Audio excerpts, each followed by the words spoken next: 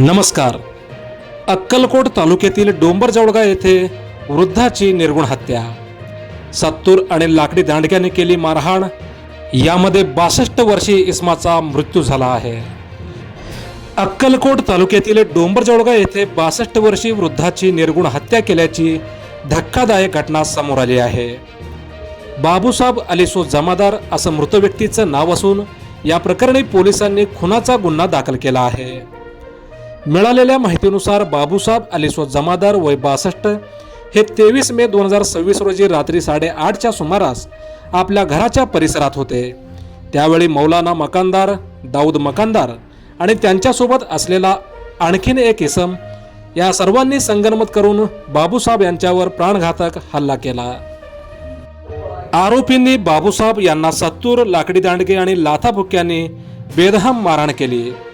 या भीषण मारहाणीत त्यांच्या डोक्याला गंभीर दुखापत झाली आणि संपूर्ण शरीरावर गंभीर जखमा झाल्या. गंभीर जखमी झालेल्या अवस्थेत त्यांना उपचारासाठी सोलापूर येथील सिव्हिल हॉस्पिटलमध्ये दाखल करण्यात आले होते. उपचारादरम्यान दिनांक 24 मे 2026 रोजी म्हणजेच काल दुपारी 1:30 वाजता बाबूराव यांचा उपचारादरम्यान मृत्यू झाला. या घटनेची नोंद डॉक्टर अनुराग कळसे यांनी सिव्हिल हॉस्पिटल सोलापूर येथे केली आहे. या प्रकरणाचा अधिक तपास पोलीस करत आहेत. अलीकडच्या काळात सोलापूर जिल्ह्यात वाढलेल्या गुन्हेगारीचे प्रमाण पाहता सध्या नागरिकांमध्ये भीतीचे वातावरण आहे. मोजक्या, निवडक आणि महत्त्वपूर्ण बातम्या पाहण्यासाठी सबस्क्राईब करा हेलो सोलापूर न्यूज चॅनल. धन्यवाद.